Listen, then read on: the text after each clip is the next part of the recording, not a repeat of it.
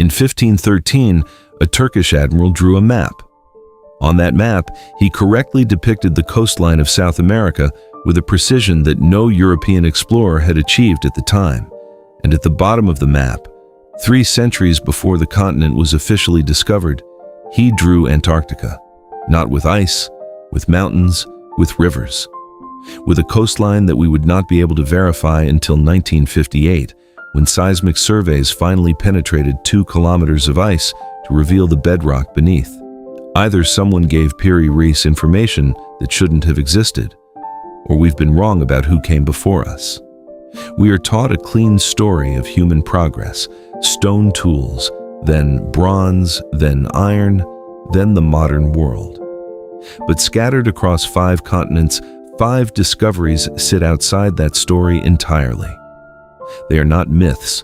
They are artifacts, maps, structures, and cavities carved in stone, physical objects that have been measured, scanned, and analyzed by the best instruments available.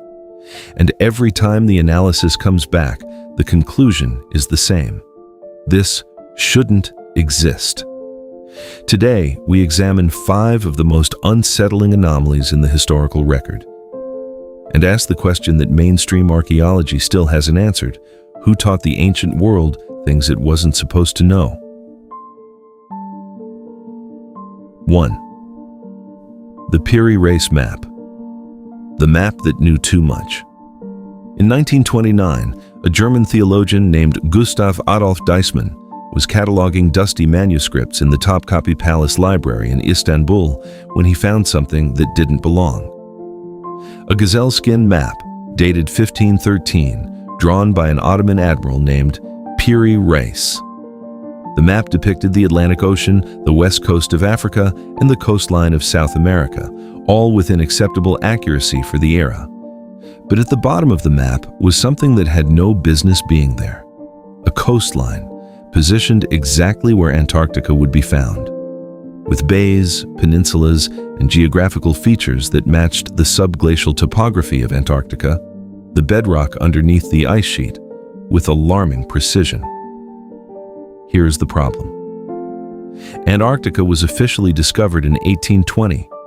No European explorer had reached it before that date, and the subglacial coastline of the continent, the shape of the land beneath the ice, was not mapped until Operation High Jump in 1958 and 1959, when the United States Navy used seismic profiling to penetrate 2 kilometers of ice and reveal what lay beneath. Piri Reis drew it in 1513. Cartographer Charles Hapgood at Keene State College spent years analyzing the map and wrote to the U.S. Air Force for help. Captain Lorenzo Burrows of the 8th Reconnaissance Technical Squadron responded in writing. His assessment: the geographic precision of the Antarctic portion of the map was consistent with a source survey conducted before the continent was covered in ice, a period dating to approximately 4000 BC at the minimum, and more likely far earlier. Piri Reis himself wrote notes on the map explaining his sources. He had compiled it from charts dating back to the time of Alexander the Great, and from maps he described as ancient, some perhaps drawn by sailors who had actually navigated those coastlines. Think about what this means. Either ancient navigators surveyed a continent that modern humans have never seen without ice, or someone did. The question is not whether the map is accurate. The question is where the original data came from. Write in the comments, do you believe ancient civilizations were more advanced than we think? 2. Dark metallurgy. Blades that shouldn't exist. If you like stories like this, subscribe to the channel, because the next mystery is written in steel, and what's inside, it should be impossible.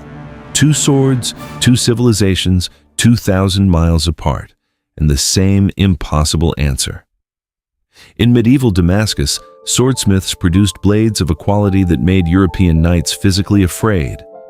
Damascus steel swords could cut through iron armor, slice falling silk scarves in mid-air, and hold an edge through combat that would destroy any competing blade in 50 strikes. The surface of the steel showed a flowing watery pattern, the damask, that no smith outside the Arab world could reproduce. Then, around 1750, the blades stopped being made. The ore deposits in southern India that contained the exact trace elements, vanadium, molybdenum, chromium, were exhausted. The formula vanished with the mines. In 2006, physicist Peter Pofler at the Technical University of Dresden put a Damascus blade under an electron microscope. Inside the steel were carbon nanotubes and cementite nanowires, structures that we currently produce using chemical vapor deposition in clean rooms under precisely controlled conditions. Medieval blacksmiths working with charcoal fires and iron hammers had accidentally achieved nanotechnology. The nanostructures are what gave the blade its legendary combination of hardness and flexibility, and we still cannot produce them intentionally because we don't fully understand how they formed. On the other side of Europe, Viking smiths in the 9th century were producing swords with the plus Ulfberg plus T inscription. When modern metallurgists analyzed these blades, they found crucible steel, carbon content of 1.2%, virtually zero slag, a quality of steel that Europe would not be able to produce until the Industrial Revolution 800 years later. The furnaces of the Viking Age could not reach the temperatures required. The steel was imported along the Volga trade route from Central Asia, where crucible steel production was already mature. Two different metallurgical traditions, two different continents, two different centuries, both producing materials that shouldn't exist at the time. Both lost when the conditions that created them disappeared. 3. The sound network. Temples built to change the brain. Why do you think ancient people built their most sacred spaces underground? Write your theory in the comments.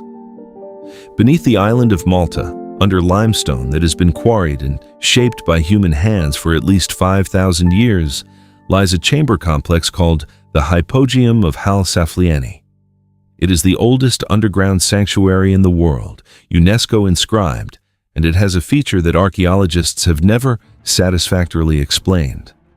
The chamber resonates at exactly 110 Hz. This is not an accident. The shape of the walls, the angle of the ceilings, the depth of the niches.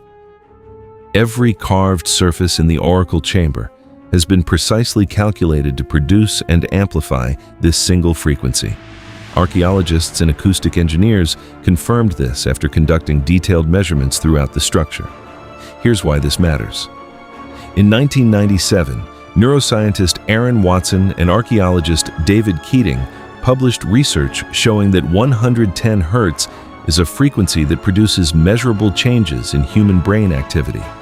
Specifically, it temporarily suppresses left hemisphere activity, the analytical language processing side of the brain, and amplifies right hemisphere activity associated with spatial reasoning, pattern recognition, and states that are subjectively described as trance, meditation, or altered perception. Ancient people did not build a room that happened to resonate at a frequency that modifies brain activity. They carved a machine out of stone 5,000 years ago that reliably and precisely altered the consciousness of anyone standing inside it. The Hypogeum is not the only example. Similar acoustic engineering has been documented at Newgrange in Ireland, Chavin de Huantar in Peru, and Çatalhöyük in Turkey. In each case, the resonant frequency of the primary chamber falls within a narrow range of 90 to 120 Hz. The probability of this occurring by chance across multiple independent civilizations is, by any statistical measure, effectively zero. The acoustic precision required to produce a targeted frequency in a carved stone chamber is not intuitive. It requires an understanding of wave mechanics, reflective geometry, and the relationship between chamber dimensions and sound behavior. Modern acoustic engineers design concert halls using computer models and still frequently require post-construction correction. Ancient people carved this knowledge into limestone 5,000 years ago without calculus, without software, and apparently without error. Power 4. Yonaguni, the city beneath the Pacific. If you're watching this channel for the first time, subscribe now, because the next location is at the bottom of the sea, and what's down there rewrites the timeline. In 1987, Japanese dive instructor Kihachiro Aratake was exploring the waters off Yonaguni Island, the westernmost point of Japan, when he encountered a structure on the seafloor that he initially mistook for a natural rock formation. Closer inspection revealed something that nature does not produce: 90-degree angles, flat vertical walls, parallel terraced steps rising 10 meters above the seafloor, a perfectly flat platform 40 meters long, carvings in the stone that resembled the symbol for turtle, an animal of profound ritual significance across Pacific cultures. The Yonaguni Monument sits at a depth of between 5 and 40 meters below the Pacific Ocean. The Japanese government recognized it as an underwater archaeological site. Geologist Masaki Kimura of the University of the Ryukyus spent 15 years diving the structure and concluded it was man-made, identifying at least 10 distinct structural features inconsistent with natural formation: carved circular holes, connected pillars, a triangular pool, and walls that intersect at angles that sandstone does not cleave naturally. Here is the timeline problem. The area around Yonaguni was above sea level during the last glacial maximum, when sea levels were approximately 120 meters lower than today. The glacial maximum ended approximately 10,000 to 12,000 years ago. For the Yonaguni structure to have been built above the waterline and subsequently submerged, it must predate 10,000 BC, 10,000 years before Christ, 5,000 years before the pyramids at Giza. At a time when the accepted historical record says human civilization consisted of scattered hunter-gatherer bands without permanent settlements, agriculture, or monumental construction.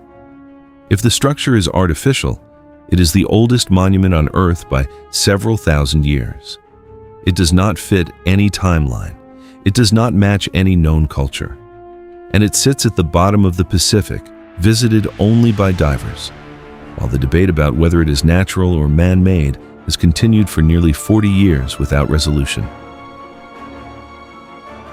5. The light problem. How did they see? Take the Valley of the Kings in Egypt. The tomb of Seti I extends more than 120 meters underground. Inside that tomb, on walls deep enough that no daylight has ever penetrated them naturally, are paintings of extraordinary detail: fine-line figures, complex hieroglyphic text, pigment shading subtle enough to show emotional expression on human faces. The colors are vivid. The brushwork is precise. The execution requires steady light and a clear view.